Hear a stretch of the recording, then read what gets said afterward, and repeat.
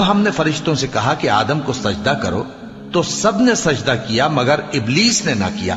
بولا کہ بھلا میں ایسے شخص کو سجدہ کروں جس کو تو نے مٹی سے پیدا کیا ہے. اور ازراہ طنز کہنے لگا کہ دیکھ تو یہی وہ ہے جسے تو نے مجھ پر فضیلت دی ہے. اگر تو مجھ کو قیامت کے دن تک کی مہلت دے تو میں تھوڑے سے شخصوں کے سوا اس کی تمام اولاد کی جڑ کاٹتا رہوں گا. اللہ نے فرمایا یہاں سے چلا جا.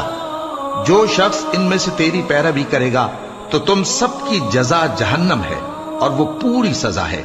اور ان میں سے جس کو بہکا سکے اپنی آواز سے بہکاتا رہے اور ان پر اپنے سواروں اور پیادوں کو چڑھا کر لاتا رہے اور ان کے مال اور اولاد میں شریک ہوتا رہے اور ان سے وعدہ کرتا رہے. اور شیطان جو وعدے ان سے کرتا ہے سب دھوکا ہے. جو میرے مخلص بندے ہیں ان پر تیرا کچھ زور نہیں. اور اے پیغمبر تمہارا پروردگار کار